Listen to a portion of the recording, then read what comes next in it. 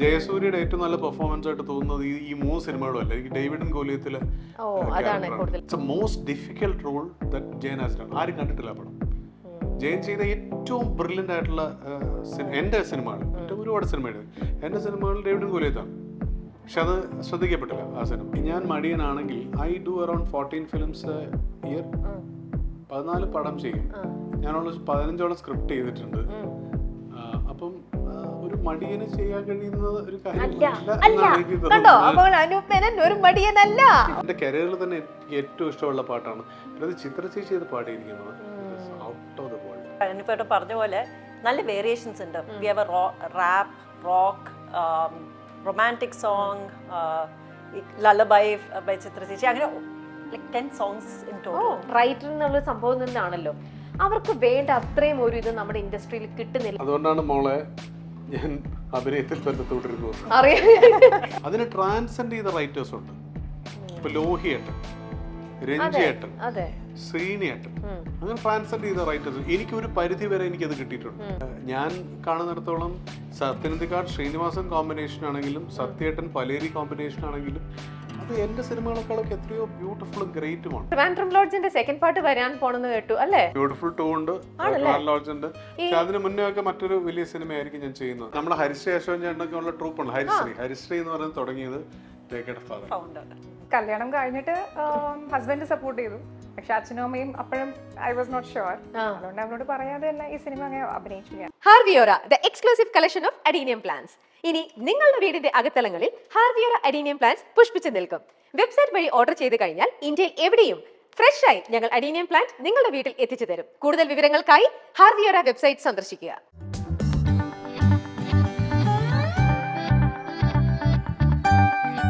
Hello, നമസ്കാരം. Mile stone മേക്കേഴ്സിന്റെ എല്ലാ പ്രേക്ഷകർക്കും സ്വാഗതം. ബീവി പ്രേമിയിൽ ഇന്ന് എന്നോടൊപ്പം ഉള്ളത് പുതിയ ചിത്രമായ നമ്മുടെ ചെക്ക് മേറ്റിന്റെ വിശേഷങ്ങളുമായിട്ട് നമ്മുടെ സ്വന്തം അനുപേട്ടനും പിന്നെ അമേരിക്കയിൽ നിന്നും എത്തിയ 2 നായികമാരുമാണ് Rekha and Rajalakshmi. Hello, hi. അനുപേട്ട എന്ത് പറയണു? കൊറേ നാൾ അമേരിക്കയിൽ അങ്ങനെ ഭയങ്കരമായിട്ടും അങ്ങനെ എൻജോയ് ചെയ്ത് നടക്കാന്നൊക്കെ അറിഞ്ഞല്ലോ. ഞാന് അതൊക്കെ പോട്ടെ, നമുക്ക് സംസാരിക്കുന്നതിന് തൊട്ട് മുമ്പേ എന്താ പരിപാടി എന്നൊക്കെ നമ്മളിപ്പോ ഈ മൂവി സൂപ്പർ ഹിറ്റ് ആകുമ്പോ പോവാണെന്ന് ഞങ്ങൾ ഇപ്പോഴും അങ്ങ് ഡിക്ലെയർ ചെയ്തിരിക്കുകയാണ്. അപ്പൊ അതിനെ നമ്മൾ എപ്പോഴും സന്തോഷത്തിന് നമ്മൾ എപ്പോഴും മധുരം ഡയറ്റ് ആണോ? ഡയറ്റ് ആണല്ലോ. ഞാൻ ലഡു എന്റെ ഫേവറേറ്റ് സാധനങ്ങളൊന്നും അല്ല. അല്ലേ? എന്നാ ഞാൻ കഴിക്കാം, എനിക്ക് ഇഷ്ടമാണ്. അല്ല മോളെ, ഇത് പരസ്യമാണോ? അല്ലെന്ന് അല്ലേ? ഇത് അയ്യോ, ഇത് മനുഷ്യൻ മനസ്സിൽ നിന്നും സന്തോഷം കൊണ്ട് നല്ലൊരു ഇത് ഇറക്കല്ലേ. അതുകൊണ്ട് മധുരം തന്ന് നമുക്ക് ഇപ്പൊ ഞങ്ങളുടെ പുതിയൊരു പാറ്റേൺ ആണ് ഇന്റർവ്യൂ. നീ സന്തോഷം അപ്പൊ ലഡു വരുമോ? ലഡു കഴിക്കും. അപ്പൊ ഒരു മധുരം കഴിക്കുകയാണ്. നിങ്ങൾക്ക് എല്ലാവർക്കും ഇഷ്ടം. ഞാൻ വിചാരിച്ചു അത് ഏതോ ബേക്കറിയുടെ പരസ്യമാണ്. അല്ലല്ല, ബേക്കറി പരസ്യം ഒന്നും അല്ല. ഇത് ഞാൻ സന്തോഷം കൊണ്ട് എന്താ വെച്ചാല് അനുവേട്ടന്റെ അടുത്തൊരു കംപ്ലൈന്റ് ഉണ്ട്, അതുകൊണ്ടിട്ട് ആദ്യം തന്നത്.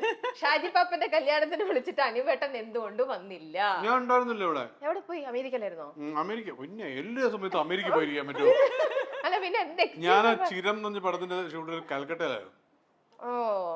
എന്നെ വിളിച്ചിട്ടുണ്ടായിരുന്നു, പറ്റില്ല. അപ്പൊ അത് ഭയങ്കര ഒരു കംപ്ലൈന്റ് ആയിരുന്നു. അനുവേട്ടനെ ഒരുപാട് പ്രതീക്ഷിച്ചു. കാരണം നമുക്ക് ഫാമിലി പോലെ ഇരിക്കുന്ന കുറച്ച് പേരുണ്ടല്ലോ, അപ്പൊ അവരൊക്കെ വിളിച്ചിട്ട് വരാത്തപ്പോ ഭയങ്കര സങ്കടം വരും. ഞാൻ ആ കംപ്ലൈന്റുകൾ ഞാൻ നേരിട്ട് അറിഞ്ഞില്ല കേട്ടോ. കംപ്ലൈന്റ് ബോക്സ് അങ്ങ് കൊടുത്തോളൂ കേട്ടാ. എന്നോട് പറഞ്ഞില്ല. എന്നെ വിളിച്ചോ? ആടെ കിടക്കുന്നു. ഒന്ന് തന്നു. കല്യാണം ക്ഷണിച്ച് നമ്മുടെ ചാനലിന്റെ വി ആർ ടോക്കിംഗ് അബൌട്ട് ഞങ്ങളുടെ മൈൽ സ്റ്റോൺ മേക്കേഴ്സിന്റെ ഓണർ സിഇഒയുടെ കല്യാണമായിരുന്നു. ഷാജി പാപ്പൻ എന്നാ ഞങ്ങളൊക്കെ വിളിക്കണേ. അപ്പൊ കല്യാണത്തിന് ഇൻവൈറ്റ് ചെയ്തിരുന്നു. അനുവേട്ടൻ വന്നില്ല. അതിന്റെ കംപ്ലൈന്റ് പറഞ്ഞു. ഷാജി പാപ്പന്റെ കുട്ടിയുടെ മാമോദിസയാണോ മറ്റേതാണോ? മാമോദിസയ്ക്ക് ഞാൻ വരും. കുഞ്ഞ് അപ്പൊ ഷാൽപ്പിന്റെ അടുത്ത് പറയാം പെട്ടെന്ന് ആയിക്കോട്ടെ എന്ന് പരിപാടികൾ.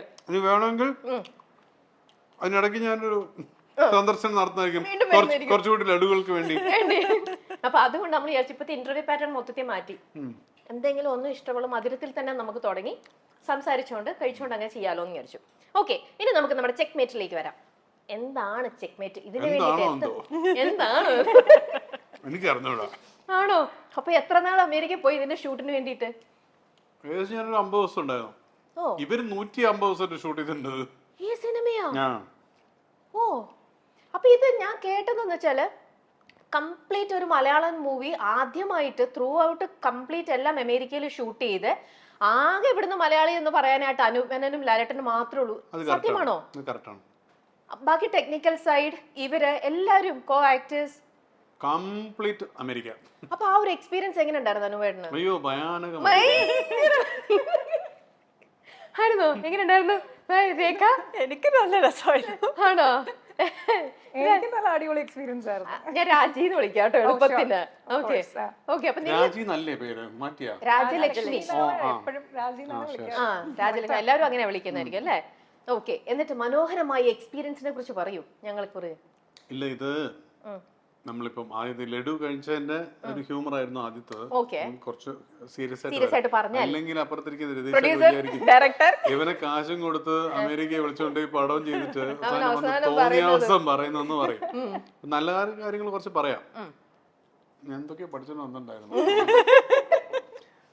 ആ ഡയറക്ടറിനെ ആദ്യം സമ്മതിക്കണം. ഒരു മനുഷ്യനെ താങ്ങാവുന്നതിനൊക്കെ ഒരു ലിമിറ്റ് ഇല്ലേ? അതാണ് എനിക്ക് അതുകൊണ്ട് ആ ഡയറക്ടറിനെ പരിചയപ്പെടുന്നത് ഭയങ്കര ഒരു ആഗ്രഹമായിരുന്നു. ഒരു മനുഷ്യന് ഇങ്ങനെയൊക്കെ ചെയ്യാൻ പറ്റുമോ എന്നുള്ള ഒരു സംഭവം. അവന് ലിമിറ്റ് ഇല്ല. ആണല്ലേ? അതൊരു പ്രത്യേക ജന്തുവാണ്. അപ്പൊ അനുവേട്ടന് കൊറേ പഠിക്കാൻ പറ്റി കാണും. പഠിച്ചു. ഞാനിത് ഒരുപാട് ഒഴിവാകാൻ വേണ്ടി ശ്രമിച്ച സിനിമയാണ്. അതെന്താ അനുവേട്ടാ? വേറൊന്നുമല്ല, 18 മണിക്കൂർ ഡയറക്ടറിനെ ഇരുത്തിക്കൊണ്ടാ പറയുന്നത്. അല്ല, അതെന്ന് വെച്ചാൽ 18 മണിക്കൂർ ഫ്ലൈറ്റിൽ ഇരിക്കണമെന്ന് വിചാരിച്ചിട്ട് തന്നെയാണ്. വേറെ ഒന്നുമല്ല. 18 മണിക്കൂർ അങ്ങോട്ട് 18 മണിക്കൂർ ഇങ്ങോട്ടും. നമ്മുടെ ഒരു മാക്സിമം ഫ്ലൈറ്റ് കപ്പാസിറ്റി 8 മണിക്കൂറാണ്. ഒരു യൂറോപ്പ് അല്ലെങ്കിൽ ലണ്ടൻ അല്ലെങ്കിൽ നമ്മുടെ ദുബായ് 3 മണിക്കൂറിൽ കൃത്യമായി എത്തുന്ന ഒരു സ്ഥലം. ഇത് 18 മണിക്കൂർ എന്ന് പറയുന്നത് ഒരു വലിയ ചലഞ്ചായിരുന്നു. ബിസിനസ് ക്ലാസ്സിലൊക്കെ അതൊക്കെയാണ്, അതൊക്കെ ഓക്കെ, എല്ലാം അതിന്റെ എല്ലാ ലക്ഷറി ഓക്കെയാണ്. പക്ഷെ നമ്മൾ തന്നെ ഇരിക്കണ്ടേ ഇതിനകത്ത്? അപ്പം അതെന്തോ അതൊന്നും ഒരു കാരണമല്ല. പക്ഷെ എന്നാലും പിന്നെ ഈ അമേരിക്കയിൽ പോയി ഒരു പടം ചെയ്യാൻ ഉമ്മാർക്കാണെങ്കിൽ ഒരു നേരത്തെ എക്സ്പീരിയൻസ് ഇല്ല എന്നുള്ളത് പോട്ടെ, നമ്മളെ എക്സ്പീരിയൻസ് ഇല്ലാത്ത ആൾക്കാരായിട്ടാണ് ഏറ്റവും കൂടുതൽ വർക്ക് ചെയ്തിട്ടുള്ളത്. അത് പ്രശ്നമില്ല. പക്ഷെ അമേരിക്കയിൽ പോയി നമ്മൾ കുടുങ്ങിപ്പോയാൽ നിങ്ങളെയൊക്കെ എങ്ങനെ വിശ്വസിക്കാൻ?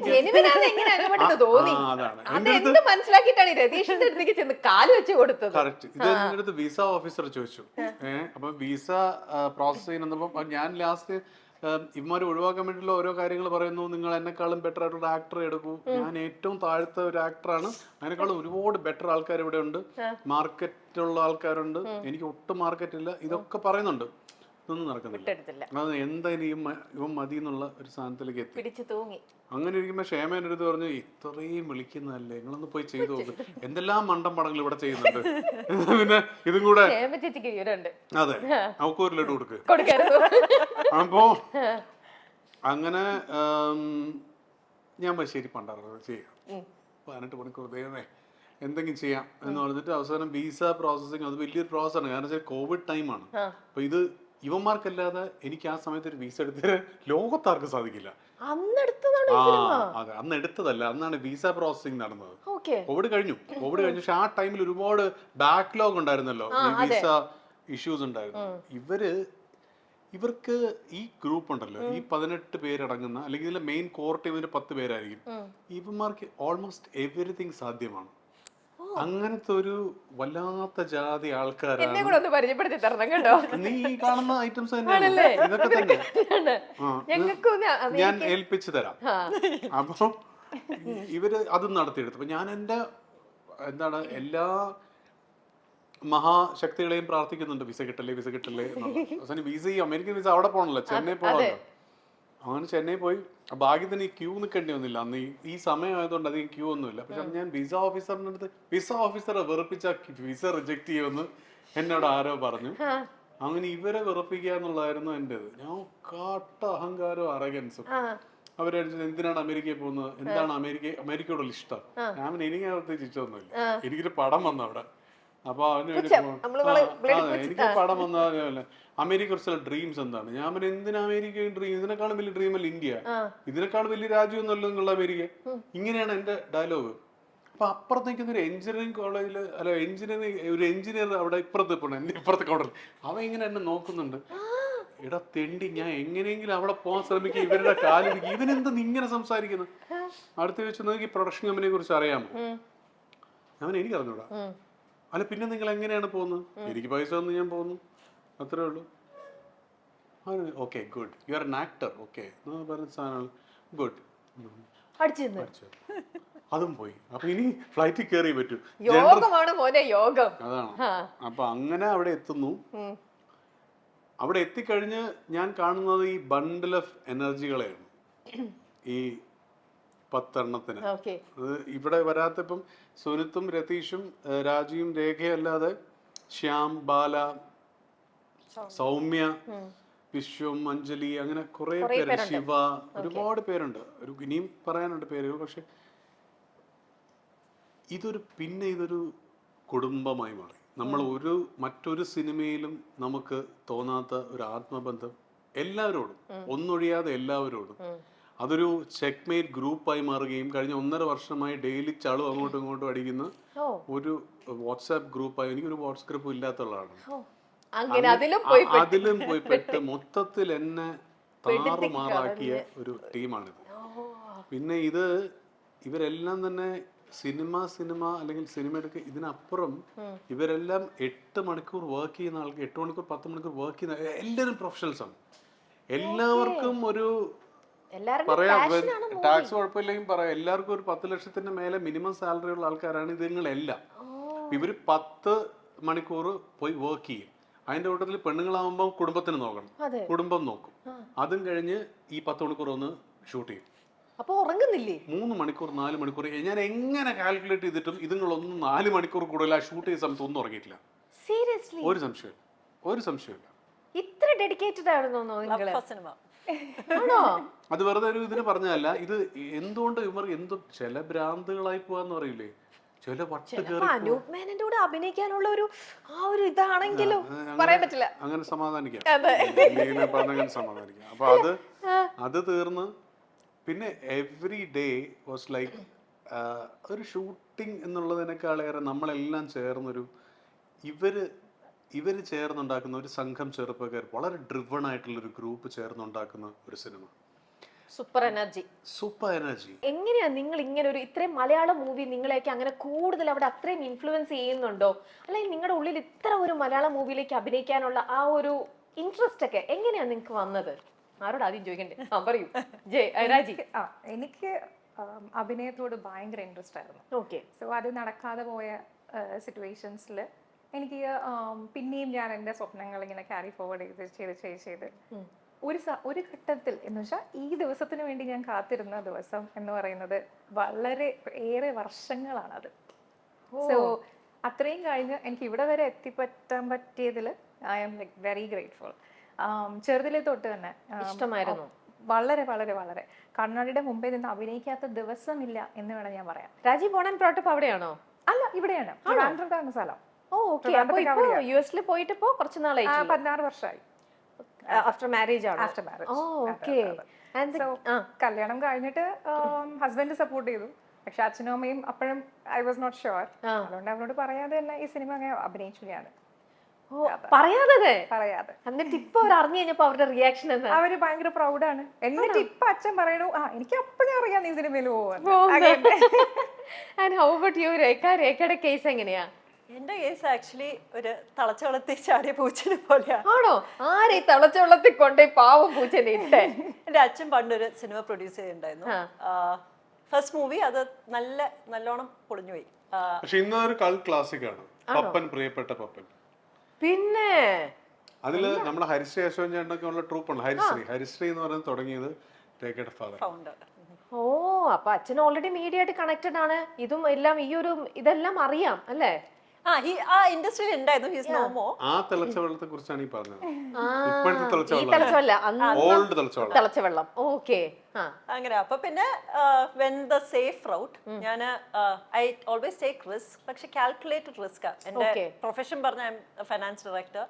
അപ്പൊ ഇൻ ജനറൽ ഫൈനാൻഷ്യൽ മോഡലിംഗ് സിനിമയാണെങ്കിലും ഈ ഒരു ഐഡിയ കോൺസെപ്റ്റ് എല്ലാം വന്നപ്പോ okay, how does the ROI work, how does work, ആ ഒരു എന്റെ അനലിറ്റിക്കൽ മൈൻഡ്, അത് ഐ കാൻറ്റ് ഹെൽപ്പ് ഇറ്റ്. അപ്പോൾ ആ ഒരു ആസ്പെക്ട് കവർ ചെയ്തു.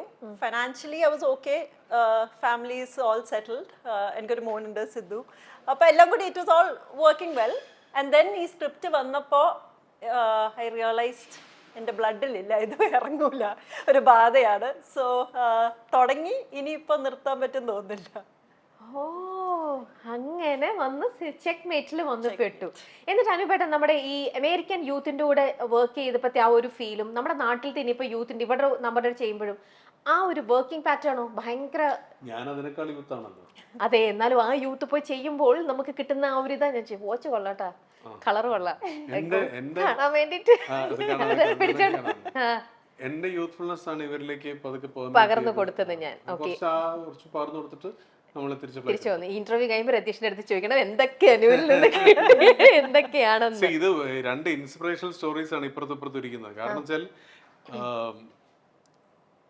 കല്യാണം കഴിഞ്ഞ് കുട്ടികളായ 2 പേർ സിനിമയിൽ നായികമാരായി എത്തുകയാണ്.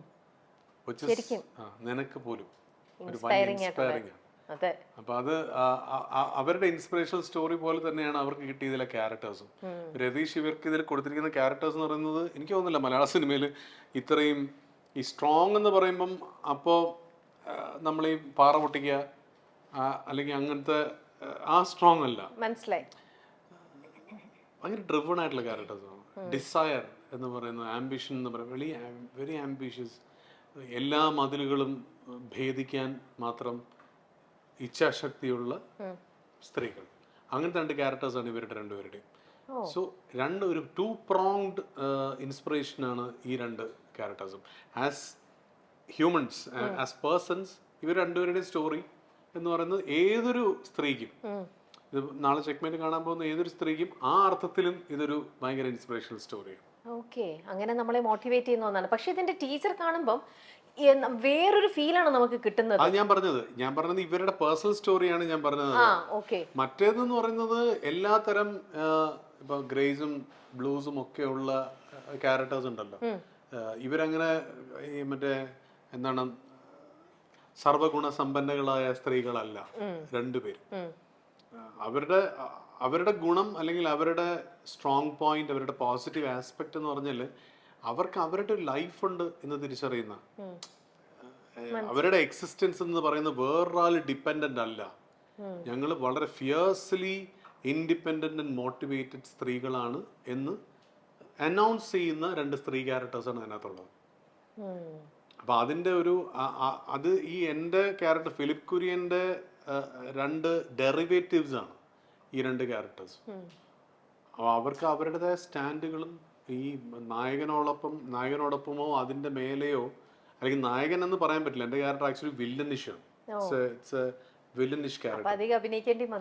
വരില്ല, നോർമൽ ഭാവങ്ങളായിട്ട്. അപ്പൊ അങ്ങനത്തെ ഒരു ക്യാരക്ടറിനോടൊപ്പം അല്ലെങ്കിൽ അതിന്റെ മേലെ നിൽക്കുന്ന അതിനുള്ള സ്പേസ് ഈ സ്ക്രിപ്റ്റ് കൊടുക്കുന്നുണ്ട്. That is a new thing in Malayalam, where you stand a mute spectator when the female performs, or when the female takes center stage എന്ന് പറയുന്നു. ഓക്കെ, ഈ ഇതിനകത്ത് ടീച്ചർ കണ്ടപ്പോൾ അതിനകത്ത് ഫസ്റ്റ് തന്നെ അനുവട്ടം പറഞ്ഞൊരു ഡയലോഗ് ഉണ്ട്, പിന്നെ വെട്ടി വെട്ടി മുന്നിൽ വന്ന രാജതന്ത്രം എന്നൊക്കെ പറഞ്ഞിട്ട് ഭയങ്കര ഡയലോഗാണല്ലോ സ്റ്റാർട്ട് ചെയ്യുമ്പോൾ തന്നെ. അങ്ങനെ ശരിക്കും ലൈഫിലേക്ക് തന്നെ ചോദിച്ചു കഴിഞ്ഞാൽ മുന്നിൽ വരുന്ന അതാണോ അനുവട്ടന്റെ ഒരു പോളിസി? അങ്ങനെയാണോ? ഞാൻ ഒരിടത്തേക്കും രാമനാമ പറഞ്ഞ് അവിടെ ഒതുങ്ങിയിരിക്കുന്ന ഒരു സർക്കം, ഇതെല്ലാം സർക്കമെന്റ് ചെയ്യുന്ന ആളാണ്. എനിക്ക് ഈ പറയുന്ന ആ ഒരു റാറ്റ് റേസോ അല്ലെങ്കിൽ കോമ്പറ്റീഷനോ കമ്പാരിസണോ ഒന്നും ബാധിക്കുന്നില്ല എന്നുള്ളൊരു കാര്യം. അല്ലെങ്കിൽ ഞാൻ അങ്ങോട്ട് പോവാറില്ല. Why should I? ഞാനും ഒന്ന് പോയിട്ട് ഒന്ന് ചേഞ്ച് ചെയ്താലോ, അല്ലെങ്കിൽ ഇത് ഒന്ന് രൂപം മാറ്റി വേറെ അങ്ങനെയൊക്കെ രമ്യ, അതിനകത്തുള്ള ഒരു സംഭവം എന്ന് പറഞ്ഞാൽ ഈ രൂപമാറ്റമാണ് ഒരു ആക്ടർ ചെയ്യേണ്ടത് എന്ന് വിശ്വസിക്കുന്നില്ല ഞാൻ. അതാണ് പ്രധാന കാര്യം. ഇപ്പൊ നമ്മൾ ഏത് കാലഘട്ടത്തിൽ എടുത്താലും ഒരു ബ്യൂട്ടിഫുള്ളും ട്രാഫിക്കും എടുത്താൽ ബ്യൂട്ടിഫുൾ ജോൺ അല്ല കമ്മീഷണർ നാസർ അല്ലേ? പാവാട ബാബു അല്ല ആംഗ്രി ബേബീസിലെ അയാള് ആ ക്യാരക്ടർ. വിക്രമാദിത്യനിലെ ഷേണായി അല്ല ആമിയിലെ അക്ബർ. സോ അത് വ്യത്യാസം എല്ലാ സമയത്തും ഉണ്ട്. അത് മുഖത്തിലും താടിയിലും മീശയിലും വരുത്തുന്ന വ്യത്യാസത്തിലല്ല ഈ ക്യാരക്ടേഴ്സിന്റെ ഡിഫറൻസ് വരുത്തേണ്ടത്. അതൊരു സൂത്രപ്പണിയാണ്. ഞാൻ ഉൾപ്പെടെ ചെയ്യുന്ന സൂത്രപ്പണിയാണ്. അപ്പൊ വിക്രമാദിത്യനിൽ ആക്ച്വലി ചെയ്യുന്ന സൂത്രപ്പണിയാണ് അത്രയധികം മുഖത്ത്. പക്ഷെ അതിനേക്കാൾ ഡിഫിക്കൽട്ടാണ് മേ ബി ഒരു മുന്തിരിവള്ളികൾ തളർക്കുമ്പോൾ ഓമനക്കുട്ടൻ ചെയ്യാൻ. അനുപേട്ടൻ കുറച്ച് മടിയനാണോ ഇങ്ങനെ വർക്ക്ഔട്ട് ചെയ്ത്? എനിക്ക് ഒറ്റ ക്വസ്റ്റ്യൻ ചോദിക്കുന്നത്, ഞാൻ മടിയനാണെങ്കിൽ I do around 14 films year. 14 പടം ചെയ്യും. ഞാനുള്ള 15ഓളം സ്ക്രിപ്റ്റ് ചെയ്തിട്ടുണ്ട്. അപ്പം ഒരു മടിയന് ചെയ്യാൻ കഴിയുന്ന ഒരു കാര്യമല്ല എന്നാണ് എനിക്ക് തോന്നുന്നത്. ഒരു മടിയനല്ല, തമ്പ് കിട്ടി, തമ്പനയിൽ കിട്ടി. അതന്നെ. ഓക്കെ, ഇനി രാജലക്ഷ്മി, ഈ ഒരു സിനിമ നിങ്ങളെ ഇപ്പൊ ഇതിനകത്ത് വർക്ക് ചെയ്ത ആൾക്കാരെല്ലാരും സ്റ്റേറ്റ്സിൽ നിന്ന് തന്നെ ഉള്ളവരാണ്. അപ്പൊ നിങ്ങളൊക്കെ നേരത്തെ തന്നെ നന്നായിട്ട് വെൽ കണക്റ്റഡ് ആയിട്ടുള്ള ഒരു ഗാങ് ആണോ ആക്ച്വലി ഇതിന്റെ ബാക്കിലുള്ളത്? ഇല്ല, എനിക്ക് ഇവരാരെയും അറിയില്ലായിരുന്നു. രേഖനെ അറിയായിരുന്നു. രേഖനെ ഞങ്ങൾ പാജൻ ചെയ്തപ്പം അതിന്റെ മുമ്പത്തെ വർഷത്തിലെ വിന്നറായിരുന്നു. സോ അങ്ങനെ ഞങ്ങൾക്ക് രണ്ടുപേർക്കും അറിയായിരുന്നു. അതല്ലാതെ രതീഷിനെ പറ്റി ഓഫ് കോഴ്സ് ഞാൻ കേട്ടിട്ടുണ്ട്. കർണാടകത്തിൽ അത്യാവശ്യം എല്ലാവർക്കും അറിയാവുന്ന ഒരു കഥാപാത്രമാണ്. എങ്ങനെയാണ് രതീഷ് ഫേമസ് അവിടെ? രതീഷ് ഷോർട്ട് ഫിലിംസ് ചെയ്തിട്ടുണ്ട്, നന്നായിട്ട് പാടും. ഓക്കെ, അപ്പൊ അതൊരു സിംഗർ എന്നുള്ള രീതിയിലാണോ ഒരു ഡയറക്ടർ എന്നുള്ള രീതിയിലാണോ രതീഷ് അവിടെ? എന്നുള്ള രീതിയിൽ ഞാൻ കേട്ടിട്ടില്ല, സിംഗർ എന്നുള്ള രീതിയിലാണ് ഞാൻ ചെറുതായിട്ടൊന്ന് കേട്ടിട്ടുള്ളത്. സോ അതുപോലെ ആ സ്റ്റേറ്റിൽ ഞാൻ പുതിയതായിട്ട് വന്നതുമായിരുന്നു. സോ അതുകൊണ്ട് എനിക്കങ്ങനെ ഒത്തിരി ഇങ്ങനെ കേൾക്കാനും എനിക്ക് ചാൻസ് കിട്ടിയിട്ടില്ല. പക്ഷെ ആദ്യത്തെ ദിവസം പോയി സ്ക്രിപ്റ്റ് കേട്ടപ്പം മനസ്സിലായി, oh he is not like just director but something is there എന്നുള്ള രീതിയിൽ. സോ കഥയും ഇതൊക്കെ കേട്ടപ്പോഴത്തേക്ക് എനിക്ക് മനസ്സിലായി, ഓക്കെ ഇത് സാധാരണ ഒരു മലയാള സിനിമയല്ല, something different from normal movie. Okay, അപ്പൊ അതുകൊണ്ട് അത് എന്തായാലും ചെയ്യാമെന്ന് വിചാരിച്ചു. അങ്ങനെ എനിക്ക് അങ്ങനെ ചുമ്മാ എന്തെങ്കിലും ചെയ്തിട്ട് എന്റെ ഒരു സ്വപ്നങ്ങളിൽ അങ്ങനെ ചെയ്യണം എന്ന് എനിക്ക് ഇല്ലായിരുന്നു. ചെയ്യുന്നെങ്കിൽ വൃത്തിയോടെ ഒന്നോ രണ്ടോ. അപ്പം ഷോർട്ട് ഫിലിംസോ വേറെ എന്തെങ്കിലും ആൽബമോ ചെയ്യാമായിരുന്നു, പക്ഷെ അതെല്ലാം വേണ്ട എന്നുള്ള ഒരു തീരുമാനമായിരുന്നു. പക്ഷെ ഈ സിനിമയുടെ സ്ക്രിപ്റ്റ് കേട്ടപ്പം ആ ക്യാരക്ടർ എനിക്ക് ഒത്തിരി ഇഷ്ടപ്പെട്ടു. അപ്പം അങ്ങനെ ഇത് ചെയ്തു. രേഖ ഒന്നുമില്ല, രേഖ ഇപ്പം എന്താണ് രാജിയുടെ കണക്ഷൻ എങ്ങനെയാണ് ഇവരുമായിട്ടുള്ളത്, എങ്ങനെ ഇതിലേക്ക് വന്നു എന്ന് പറഞ്ഞു. രേഖ ഇപ്പൊ ഈ ഒരു ടീമായിട്ട് നേരത്തെ കണക്റ്റഡ് ആണോ, അതോ ഇതേപോലെ തന്നെ ഇതൊരു രാഖിക്ക് വന്നപ്പോൾ അങ്ങനെ ഒരു ഓഫർ വന്ന് അങ്ങനെ എൻറ്റർ ചെയ്തതാണോ? ഞാൻ ആക്ച്വലി രതീഷ് ആയിട്ട് കുറച്ച് വർക്ക് ചെയ്തിട്ടുണ്ട്. I did a couple of music videos. So എൻ്റെ steps have been gradual. So I started as a model. Dance ഉണ്ടായിരുന്നു. Dance has been there throughout my life. മോഡലിംഗിന് പാജന്റിൽ പോയി I one the pageant. And usually pageant win ചെയ്ത അടുത്തത് അഭിനയിക്കും. You know, that's the thing. So friends were asking like നോക്കിക്കൂടെ and all that. And Ratish is very well known as a musician then. As a composer, I mean, he just creates music out of nowhere, like as compositions. ചുമ്മാ നമ്മളെല്ലാം കഴിച്ചുകൊണ്ടിരിക്കുമ്പോൾ ഒരു പാട്ടെല്ലാം ഉണ്ടാക്കും. So അങ്ങനെ we have been very impressed with his work. അപ്പോൾ after the music video, ഈ script വന്നപ്പോഴേക്ക് I was very interested, and especially my character, it's truly a blessing. അപ്പോൾ അങ്ങനത്തെ ഒരു ക്യാരക്ടർ വന്നപ്പോൾ you know it was kind of a no brainer. ഒരു big yes ആയിരുന്നു അപ്പൊ തന്നെ, അല്ലേ? ഇനി അനുപയുടെ വേറൊരു കാര്യം ചോദിക്കട്ടെ, ഇപ്പൊ നമ്മൾ ഇപ്പൊ ഈ ചെക്ക്മേറ്റ് ആണെങ്കിൽ പോലും സൂപ്പർ ഹിറ്റ് ആയി എന്ന് വിചാരിക്കാം. എന്തായാലും അങ്ങനെ തന്നെ ആവട്ടെ, ഏതൊരു മൂവി ആണെങ്കിലും സൂപ്പർ ഹിറ്റ് ആയാലും ഫസ്റ്റ് അതിന്റെ കംപ്ലീറ്റ് ആ ഒരു ക്രെഡിറ്റും അല്ലെങ്കിൽ ഇതെല്ലാം പോകുന്നത് ആക്ടർ പിന്നെ ഡയറക്ടർ ഈ ഒരു ഇതിലേക്കാണ് എപ്പോഴും ആ ഒരു ആൾക്കാരെ പബ്ലിക്കൊക്കെ നോർമലി ശ്രദ്ധിക്കുന്നതൊക്കെ. പക്ഷെ ശരിക്കും ഈ ഒരു സാധനം വരുന്നത് അനുപേട്ടൻ ഉൾപ്പെടെ നിങ്ങൾ എഴുതുന്ന ആ കഥയിൽ നിന്നും ആ screen play I mean writer എന്നുള്ള സംഭവം നിന്നാണല്ലോ. അവർക്ക് വേണ്ട അത്രയും ഒരു ഇത് നമ്മുടെ ഇൻഡസ്ട്രിയിൽ കിട്ടുന്നില്ല, അല്ലെങ്കിൽ ഇവരുടെ ഒപ്പം ഇതിന് കാരണമായത് അതാണല്ലോ. അപ്പൊ അവരെ കുറച്ചും കൂടെ നമ്മൾ ഒന്നും കൂടെ ഒന്ന് ഇതാക്കണ്ടേ, അങ്ങനെ ഒരു അതിനോട് എന്താ അനുപേട്ടൻ യോജിക്കുന്നത്?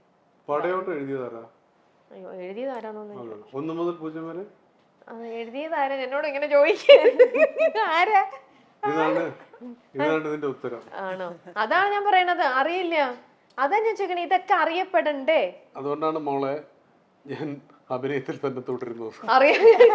അല്ല, പക്ഷെ അനുപേട്ടൻ അതിൽ വേറൊന്നും തുറന്നു പറയട്ടെ, അനുപേട്ടന്റെ സ്ക്രീൻ റൈറ്ററിൽ വരുന്ന ആ ഒരു സംഭവം അതിപ്പോ അനുപേട്ടൻ തന്നെ തെളിയിച്ചതാണ്, ഒന്നും രണ്ടും അല്ല, എത്ര എണ്ണമാണ് ചെയ്തത്. അല്ല, അതുകൊണ്ട് ഞാൻ നേരത്തെ പറഞ്ഞ കാര്യമാണ്, നമുക്ക് എന്തെങ്കിലും അനുപേട്ടൻ എന്തെങ്കിലും അത് ഒരു ഒന്നും ചെയ്യാൻ പറ്റില്ല, ഒന്നും ചെയ്യാൻ പറ്റില്ല.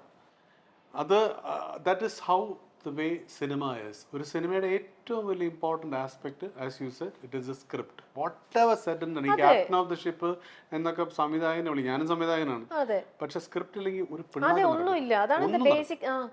ആ ബേസിക് ആണ്. പക്ഷെ അയാൾക്ക് ആ കിട്ടേണ്ടുന്ന സാധനം നമുക്ക് ഒരിക്കലും കിട്ടാറില്ല. ഇപ്പം ഈവൺ ഇപ്പം ഇവിടെ മാത്രമല്ല, ഇപ്പം നമുക്ക് ഭയങ്കര ഇഷ്ടപ്പെട്ട ഈ അടുത്ത കാലത്ത് കുറെ ഹിന്ദി സിനിമകൾ നമുക്ക് ഇഷ്ടപ്പെട്ട സിനിമകൾ എല്ലാം നടന്മാരുടെയോ മാക്സിമം ഡയറക്ടേഴ്സിന്റെ പേരിലേ വരത്തുള്ളൂ, അതിന്റെ റൈറ്റേഴ്സിന്റെ പേരിൽ വരില്ല. അതിപ്പോ ഒരു ഡയറക്ടർ, ഒരു ആക്ടർ ഇതെല്ലാം ചെയ്യുന്ന ഒരാളെന്നുള്ള രീതിയിൽ അനൂപേട്ടൻ അതിനകത്ത് ഒരു ചേഞ്ചും നമുക്കൊന്നും ചെയ്യാൻ പറ്റില്ല. ഇല്ല, കാരണം എന്ന് വെച്ചാൽ അയാൾ ഏറ്റവും അദർശ്യനായ മനുഷ്യനാണ്. അയാളാണ് ഇത് ആദ്യം കാണുന്നത്, ഇത് ഈ സിനിമ ആദ്യം കാണുന്ന റൈറ്ററാണ്. പക്ഷെ once the shooting is done അയാളെ സൗകര്യപൂർവ്വം നമ്മൾ മറക്കും.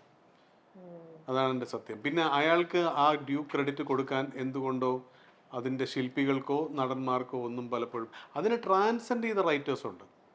ഇപ്പൊ ലോഹിയേട്ടൻ, രഞ്ജിയേട്ടൻ, ശ്രീനിയേട്ടൻ, അങ്ങനെ ട്രാൻസെൻഡ് ചെയ്ത റൈറ്റേഴ്സ് എനിക്കൊരു പരിധി വരെ എനിക്കത് കിട്ടിയിട്ടുണ്ട്. അത് ഞാനൊരു ആക്ടറും കൂടെ ആയതുകൊണ്ടാണോ എന്ന് എനിക്ക് അറിയാൻ വയ്യ. അപ്പൊ എൻ്റെ സിനിമകൾ പലതും എൻ്റെ സിനിമകളായി അറിയപ്പെടുന്നുണ്ട് വേറെ ഡയറക്ടേഴ്സ് ആണെങ്കിൽ പോലും. അത് സംഭവിച്ചിട്ടുണ്ട്. അതിൻ്റെ ഒരു ഭാഗ്യമെന്നോ അല്ലെങ്കിൽ ഞാനൊരു നടൻ കൂടെ ആയതുകൊണ്ടോ ആയിരിക്കാം. അല്ലെങ്കിൽ ഒരു പല ഗ്രേറ്റ് സിനിമകളുടെ റൈറ്റേഴ്സ് ആരാണ് നമുക്കറിയില്ല. മലയാളത്തിൽ പിന്നെയും ഉണ്ട് കേട്ടോ, മലയാളത്തിൽ പിന്നെയും അത് തിരഞ്ഞെടുക്കും. ഇപ്പം നമുക്കറിയാം ശ്യാം പുഷ്കറിന് എഴുതിയാൽ എന്ത് ബ്യൂട്ടിഫുൾ ആയിരിക്കും നമുക്കറിയാം. അല്ലെങ്കിൽ ഒരു സഞ്ജയ് ബോബി സ്ക്രിപ്റ്റ് അത് നമ്മൾ ശ്രദ്ധിക്കുന്നുണ്ട്. പക്ഷെ അതല്ലാതെ എത്ര മിടുക്കന്മാർ വരുന്നുണ്ട്, എത്ര മിടുക്കന്മാരുടെ പിന്നെ സിനിമകൾ വരുന്നുണ്ട്. ആ റൈറ്റേഴ്സിന് അത് കിട്ടുന്നില്ല, അത് കിട്ടില്ല. ഈ അനൂപേട്ടന്റെ മൂവി നോക്കി കഴിയുമ്പോൾ പെട്ടെന്ന് പറയും സത്യനന്ദിക്കാടിന്റെ മൂവി എന്ന് പറയുന്ന പോലത്തെ ഒരു സംഭവമാണ് അനൂപ് ബെനറ്റ് മൂവി എന്ന് പറഞ്ഞു കഴിഞ്ഞാൽ.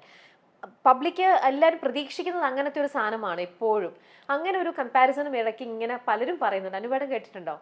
ഞാനത് കേട്ടിട്ടില്ല, കാരണം ഞാനതൊന്നും വായിക്കാത്തോണ്ട് എനിക്ക് അറിഞ്ഞൂടാ. പക്ഷെ അത് ഒട്ടും നല്ലൊരു കമന്റ് അല്ല. കാരണം അദ്ദേഹം ഞാൻ കാണുന്നിടത്തോളം സത്യനന്ദിക്കാട് ശ്രീനിവാസൻ കോമ്പിനേഷൻ ആണെങ്കിലും സത്യേട്ടൻ പലേരി കോമ്പിനേഷൻ ആണെങ്കിലും അത് എന്റെ സിനിമകളെക്കാളൊക്കെ എത്രയോ ബ്യൂട്ടിഫുള്ളും ഗ്രേറ്റുമാണ്. സത്യൻ സാർ ഭയങ്കര നല്ലൊരു ഇത് തന്നെയാണ്. ബട്ട് സ്റ്റിൽ അനൂപ് ബെനറ്റ് മൂവിക്കും ആ ഒരേ ഒരു ജോണറാണ്, അല്ലെങ്കിൽ ആ ഒരു ഫീലാണ്, ആ ഒരു ഇതാണെന്നൊക്കെ ഇങ്ങനെ ആൾക്കാർ പറയുന്നുണ്ട്. ആ ഞാനിത് മാറി എന്റെ ബ്യൂട്ടിഫുൾ ട്രിവാൻഡ്രം ലോഡ്ജ് പോലത്തെ ഒക്കെ പടങ്ങൾ സത്യേട്ടൻ എടുക്കുമെന്ന് എനിക്ക് സംശയമാണ്. ഞാൻ ഇറവറന്റ് ആയിട്ടുള്ള ഒരു റൈറ്ററാണ്. സത്യേട്ടനൊക്കെ വളരെ കൃത്യമായിട്ടുള്ള മറ്റേ നല്ലതുകൾ മാത്രം എഴുതുന്ന അങ്ങനത്തെ ഒരു ഒരിക്കലും വേണ്ട. ഓക്കെ, അപ്പൊ അത് ഈ ട്രിവാൻഡ്രം ലോഡ്ജിന്റെ സെക്കൻഡ് പാർട്ട് വരാൻ പോണെന്ന് കേട്ടു അല്ലേ? അതിന്റെ എല്ലാം ആയോ കാര്യങ്ങൾ? രണ്ട് സിനിമകളുടെയും കാര്യങ്ങളുണ്ട്. ബ്യൂട്ടിഫുൾ 2 ഉണ്ട്, ട്രിവാൻഡ്രം ലോഡ്ജ് ഉണ്ട്. പക്ഷെ അതിന് മുന്നേ ഒക്കെ മറ്റൊരു വലിയ സിനിമയായിരിക്കും ഞാൻ ചെയ്യുന്നത്, പറയാറായിട്ടില്ല, ഞാൻ പറയാം. ഓക്കെ, ശരി. ഈ ട്രിവാൻഡ്രം ലോഡ്ജ് എന്ന് ഹണി എന്ന് പറഞ്ഞ ഒരു ആക്ടർക്ക് ശരിക്കും നല്ല രീതിയിൽ ഒരു ആക്ടിങ്ങില് ശരിക്കും അവൾക്ക് നല്ല രീതിയിൽ ഒരു ഇത് കിട്ടിയ ഒരു മൂവി സപ്പോർട്ട് ചെയ്യാനായിട്ട് ട്രിവാൻഡ്രം ലോഡ്ജിന് സാധിച്ചു എന്ന് പറയാൻ പറ്റുമോ? ഞാനല്ല പറയേണ്ടത്, എന്നാലും ഒരു ഇതെന്നുള്ള രീതിയിൽ അനുപേട്ടനത് പറയാലോ. ഇല്ല, ഏതൊരു ആക്ടർക്കും ഹണി റോസ് അല്ല ഞാനായാലും ഒരു തിരക്കഥ ഉണ്ടായത് കൊണ്ടാണ് അല്ലെങ്കിൽ ഒരു ട്രാഫിക് ഉണ്ടായത് കൊണ്ടാണ് ഞാൻ ഇന്ന് രമ്യയുടെ മുന്നിലിരിക്കുന്നത്. അപ്പൊ അതെല്ലാം ഒരു നടനെ സംബന്ധിച്ചിടത്തോളം ഇയാൾ വെറും ഒരു ഇൻസ്ട്രുമെന്റ് മാത്രമാണ്. ഇന്ന് നാളെ ചെക്ക്മേറ്റ് നന്നായി, അതിലെ ഫിലിപ്പ് കുര്യൻ ആൾക്കാർക്ക് ഇഷ്ടപ്പെട്ടു, അല്ലെങ്കിൽ ഒരു ബെഞ്ച് മാർക്ക് ആയെങ്കിൽ അതിന്റെ സർവ്വ ക്രെഡിറ്റും ആക്ച്വലി പോകുന്ന രതീഷിനാണ്. ഞാനിതിൽ അഭിനയിച്ചു, ഓക്കെ, എല്ലാം ശരിയാണ്. പക്ഷെ റിയാലിറ്റി എന്ന് പറയുന്നത് നമുക്ക് തിരക്കഥ രഞ്ജേട്ടൻ അങ്ങനെ ഒരു ക്യാരക്ടർ തന്നുകൊണ്ടാണ് നമുക്ക് സംഭവിക്കുന്നത്. സോ അതിപ്പോ ഹണി എന്നുള്ളതല്ല, ആർക്കായാലും. ഇപ്പൊ ജയൻ അബ്ദു ചെയ്തപ്പോഴും കോക്ടെയിലില് ചെയ്തപ്പോഴും സ്റ്റീഫനായിട്ട് ബ്യൂട്ടിഫുൾ വരുമ്പോഴും പിന്നെ ഇതെല്ലാം ഇതിന്റെ കമേഴ്സ്യൽ സക്സസുമായിട്ട് ബന്ധപ്പെട്ടിരിക്കും. എനിക്ക് ജയസൂര്യയുടെ ഏറ്റവും നല്ല പെർഫോമൻസ് ആയിട്ട് തോന്നുന്നത് ഈ 3 സിനിമകളും അല്ല, എനിക്ക് ഡേവിഡൻ ഗോലിയത്തിലെ എനിക്ക് ഭയങ്കര ഇഷ്ടമാണ്. കാരണം it's a most difficult role that Jayan has done. ആരും കണ്ടിട്ടില്ല ആ പടം. ജയൻ ചെയ്ത ഏറ്റവും ബ്രില്യൻ്റ് ആയിട്ടുള്ള എൻ്റെ സിനിമകൾ, ഒരുപാട് സിനിമകൾ എൻ്റെ സിനിമകൾ ഡേവിഡൻ ഗോലിയത്താണ്. പക്ഷെ അത് ശ്രദ്ധിക്കപ്പെട്ടില്ല ആ സിനിമ. അപ്പൊ ഇതോടെ ഇത് കുറെ കാര്യങ്ങളാണ്, കുറെ പാരാമീറ്റേഴ്സ് ഇതിനകത്ത് ഉണ്ട്. ഓക്കെ, അപ്പൊ ഇനി നമ്മുടെ മലയാളത്തിൽ നിന്ന് നിങ്ങളുടെ ഈ ചെക്ക്മേറ്റ് റിലീസായി, ഇത് ഭയങ്കര സൂപ്പർ ഹിറ്റായി, നിങ്ങളുടെ ക്യാരക്ടറൊക്കെ ഭയങ്കര അധികം ടോക്ക് ഓഫ് ദ ടൗൺ ആയി കഴിഞ്ഞ് കഴിഞ്ഞാൽ മലയാളത്തിൽ നിന്നും ഒബ്വിയസ്ലി വേറെ ഡയറക്ടേഴ്സ് നിങ്ങളെ വിളിക്കും. അപ്പോൾ നിങ്ങൾ അമേരിക്കയിൽ നിന്നും വരാൻ റെഡിയാണോ? അയ്യോ, അപ്പൊ എന്റെ നാമ പൊന്നാവട്ടെ അല്ലേ? അങ്ങനെ തന്നെ ആവട്ടെ. എന്തായാലും താങ്ക് യു. അപ്പൊ എന്തായാലും ചെക്ക്മേറ്റ് ഡോണറ്റ്സുമായിട്ട് ഇങ്ങോട്ട് വന്നു. അപ്പൊ ഈ എന്താണ് പറയാ, ഇപ്പൊ ഈ അമേരിക്കൻ പ്രൊഡ്യൂസേഴ്സിന്റെ ഒരു തമ്മിലുള്ള ഒരു അടിയാന്നാണ് എനിക്ക് മനസ്സിലാക്കാൻ സാധിച്ചത്. ഓഗസ്റ്റിൽ തന്നെ അടുത്ത വേറൊരു അമേരിക്കൻ പ്രൊഡ്യൂസറിന്റെ വേറൊരു മൂവി ഉണ്ട്, വാഴ. അത് അമേരിക്കൻ പ്രൊഡ്യൂസേഴ്സിന്റെ ആണ്, എനിക്ക് അവരെ അറിയാം നന്നായിട്ട്. ശരി, okay, അപ്പൊ ഇതാ ഇവിടെ അപ്പൊ മൊത്തം അമേരിക്കക്കാർ തമ്മിൽ അങ്ങോട്ടും ഇങ്ങോട്ടും ഒരു ഇവിടെ നടക്കാൻ സംഭവിക്കും. അങ്ങനെ നടക്കട്ടെ. അപ്പൊ എന്തായാലും നല്ല രീതിയിൽ തന്നെ ചെക്ക്മേറ്റ് സൂപ്പർ ഡ്യൂപ്പർ ഹിറ്റ് ആവട്ടെ, നല്ല രീതിയിൽ ടേക്ക് ഓഫ് ചെയ്യട്ടെ എന്ന് വിഷ് ചെയ്യുന്നു. Thank you so much. Thank you. ഇത് കഴിയുമ്പോൾ ലഡു വേറിയില്ലേ? വേണോ? എത്ര എണ്ണം വേണം? വേണം.